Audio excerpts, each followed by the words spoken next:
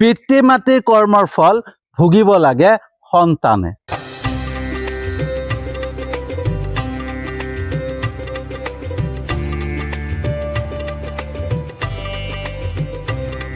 Good evening বন্ধুসকল, শুভ সন্ধ্যা। বন্ধুসকল, এই সংসাৰত অহাৰ পিছত প্ৰত্যেক মনুষ্যই কৰ্মৰ ফল ভুগিব লাগে আৰু সেই কৰ্মৰ ফল ভোগাৰ মাধ্যমেৰে তাৰ পৰা শিক্ষা লৈ শুদ্ধ কৰ্ম কৰি মনুষ্যই এই সংসাৰৰ পৰা মুক্তি পাব পাৰে, এই জীৱন মৃত্যু চক্ৰৰ পৰা মুক্তি পাব পাৰে। কিন্তু বন্ধুসকল, বহুতে কয় যে পিতৃ মাতৃ কৰ্মৰ ফল সন্তানে ভোগে। কেনেকৈ? তো বন্ধুসকল, পিতৃ মাতৃৰ কৰ্মৰ ফল সন্তানে নুভোগে, সন্তানৰ কৰ্ম ফল নিজেই ভোগে। কাৰণ এই সংসাৰত প্ৰত্যেক মনুষ্যই নিজৰ কৰ্মৰ ফল ভুগিব। গতিকে সন্তানে পিতৃ মাতৃৰ কৰ্মৰ ফল নুভোগে, সন্তানে নিজৰ কৰ্মৰ ফল নিজেই ভোগে। কিন্তু সেই সন্তানে কেনেকুৱা পিতৃ মাতৃ পাব সেইটো নিৰ্ভৰ কৰে তাৰ আগৰ জন্মৰ কৰ্মৰ।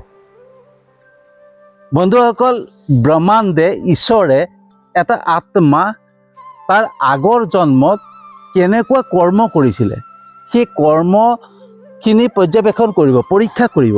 তাৰপিছত সেই আত্মাক কেনেকুৱা পিতৃ মাতৃ আশ্ৰয়ত জন্ম দিব সেইটো চাব যে তলত সংসাৰত কোন মনুষ্যই কেনেকুৱা কৰ্ম কৰি আছে, হয়নে?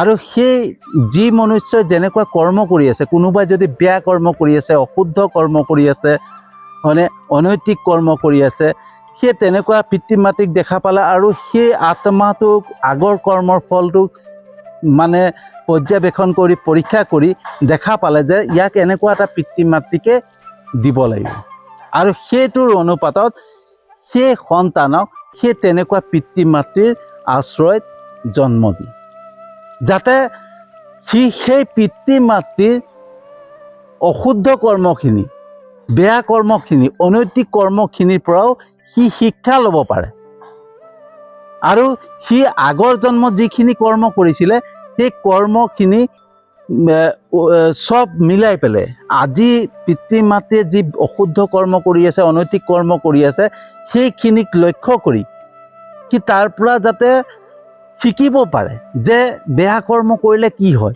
অনৈতিক কৰ্ম কৰিলে কি হয়, সেইবিলাক যাতে শিক্ষা লৈ সি শুদ্ধ কৰ্ম কৰি জীৱন মৃত্যুৰ পৰা, এই সংসাৰৰ পৰা মুক্তি পাব পাৰে, জীৱন মৃত্যু চক্ৰৰ পৰা মুক্তি পাব পাৰে। ঠিক তেনেকৈ বন্ধুসকল, এই সংসাৰত প্ৰত্যেক মনুষ্যক তেওঁৰ আগৰ জন্মৰ ওপৰত নিৰ্ভৰ কৰি এই সংসাৰত জন্ম দিয়ে আৰু সেই কেনেকুৱা পিতৃ মাতৃ পাব সেইটো নিৰ্ভৰ কৰিব তাৰ আগৰ জন্মত কেনেকুৱা সি কৰ্ম কৰিছিল, হয়নে? তো বন্ধুসকল, আজি মোৰ সন্তান মোৰ তাত জন্ম লৈছে, ঠিক আছে। তো মোৰ তাত জন্ম লোৱাৰ আগতে সি যেতিয়া ব্ৰহ্মাণ্ডত আছিলে তেতিয়া ব্ৰহ্মাণ্ডে তাৰ গোটেই তাৰ আত্মাৰ আগৰ জন্মৰ কি আছিলে, কেনেকুৱা কৰ্ম কৰিছিলে, সেই গোটেইখিনি পৰ্যবেক্ষণ কৰিছিলে, পৰীক্ষা কৰিলে। পৰীক্ষা কৰি পেলাই মই এই সংসাৰত অহাৰ পিছত মই কেনেকুৱা ধৰণৰ কৰ্ম কৰি আছোঁ সেইটো পৰ্যবেক্ষণ কৰিব, পৰীক্ষা কৰিব। পৰীক্ষা কৰাৰ পিছত মোৰ সন্তান মোৰ তাত জন্ম লোৱাৰ যোগ্য হয়নে নাই সেইটো চালি জাৰি চাই মোৰ সন্তানক মোৰ তাত জন্ম। গতিকে পিতৃ মাতৃৰ লগত সন্তানৰ কৰ্মৰ ফলৰ মাধ্যমে জড়িত আছে, হয়নে? এই যে এটা সম্বন্ধ আছে, সেই সম্বন্ধটো কৰ্মৰ ফলৰ ওপৰত নিৰ্ভৰ কৰে, যাতে মই কেনেকুৱা কৰ্ম আজি কৰি আছোঁ আৰু মোৰ সন্তানৰ আগৰ জন্মৰ কৰ্মৰ ফল কেনেকুৱা সেইটোক লৈ পেলাই এটা সম্বন্ধ হয় আৰু সেই সম্বন্ধত মোৰ সন্তান হয়, হয়নে? তো আজি যদি মই অনৈতিক কৰ্ম কৰি থাকোঁ, বেয়া কৰ্ম কৰি থাকোঁ, তেতিয়া মোৰ তাত সেই তেনেকুৱা সন্তান আহিব, ঠিক আছে, যাতে সেই সন্তানে মোৰ অনৈতিক কৰ্মৰ পৰা শিক্ষা ল'ব পাৰে বা মই আজি যি কৰ্ম কৰি আছোঁ সেই কৰ্মৰ পৰা মোৰ সন্তানে, মোৰ ল'ৰাই শিক্ষাখিনি ল'ব। শিক্ষাখিনি লৈ পেলাই সি তেনেকুৱাকৈ তাৰ পৰা চালি জাৰি চাই সি যাতে শুদ্ধ কৰ্ম বাছি লয় আৰু সেই শুদ্ধ কৰ্ম মাধ্যমেৰে সি এই সংসাৰৰ পৰা মুক্তি পাব পাৰে, হয়নে? তো সন্তান জন্ম হোৱাটো কৰ্মৰ ফলৰ দ্বাৰা হয়। আৰু কেতিয়াবা এনেকুৱাও হয় যে সন্তানৰ মাধ্যমেৰে পিতৃ মাতৃক শিক্ষা দিবৰ কাৰণেও সন্তান আহে। যেনেকৈ বন্ধুসকল, হিৰণ্যকশ্যপৰ তাত প্ৰহ্লাদে জন্ম লৈছিলে। হিৰণ্যকশ্যপ আছিলে অসুৰ, হয়নে? হিৰণ্যকশ্যপ আছিলে মানে এনেকুৱা দস্যু আৰু অসুৰ যাৰ হৃদয়ে নাছিলে, হয়নে? সেই তেনেকুৱা এজন অসুৰৰ তাত জন্ম ল'লে প্ৰহ্লাদে। কিন্তু প্ৰহ্লাদে এনেকুৱাকৈ শিক্ষা দিলে যে হিৰণ্যকশ্যপক প্ৰহ্লাদৰ মাধ্যমেৰে শ্ৰী বিষ্ণুৱে নৰসিংহ অৱতাৰ লৈ পেলাই হিৰণ্যকশ্যপক হত্যা কৰিলে। ঠিক তেনেকৈ বন্ধুসকল, এই সংসাৰত মোৰ সন্তানে মোৰ কৰ্মৰ ওপৰত নিৰ্ভৰ কৰি পেলাই কৰ্ম কৰিব, হয়নে? মোৰ পৰা শিক্ষা ল'ব। তো সেইটো ইউনিভাৰ্চৰ ব্ৰহ্মাণ্ডৰ এটা নিয়ম, যাতে কেনেকুৱা মানে সন্তান কেনেকুৱা পিতৃ মাতৃয়ে পাব, হয়নে?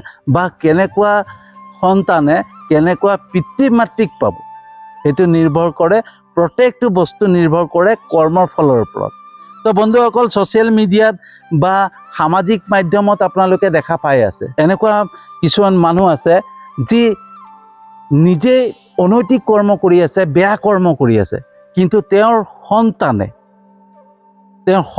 তেওঁৰ হৈ পেলাই প্ৰতিবাদ কৰি আছে, হয়নে? তেওঁৰ সন্তানে প্ৰতিবাদ কৰি আছে। বা এনেকুৱাও দেখা পোৱা গৈছে ছ'চিয়েল মিডিয়াত, সামাজিক মাধ্যমত, মই নাম উচ্চাৰণ নকৰোঁ কাৰণ সমালোচনা কৰাটো বেয়া কথা, হয়নে?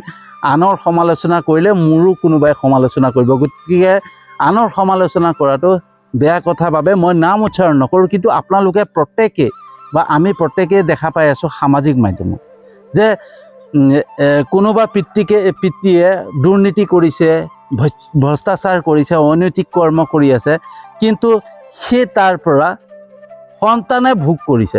মানে সন্তানে কেনেকৈ ভোগ কৰিছে? সন্তানে সেইটো ভোগ কৰা নাই, শিক্ষা পাইছে। কাৰণ সন্তানক তাৰ পিতৃ মাতৃক লৈ পেলাই কথা শুনাইছে, আৰু কথা শুনাৰ পিছত সেই সন্তানে অধৈৰ্য হৈ পৰিছে, অধৈৰ্য হৈ পেলাই মানে সকলো ফালৰ পৰা বন্ধ কৰি পেলাইছে, হয়নে? মানে সামাজিক মাধ্যমে বন্ধ কৰি পেলাইছে। তো সেই সন্তানে পিতৃ মাতৃৰ দ্বাৰা শিক্ষা পাইছে যে পিতৃ মাতৃয়ে কেনেকুৱা কৰ্ম কৰাৰ বাবে মই আজি ভুগিবলগীয়া হৈছে, হয়নে?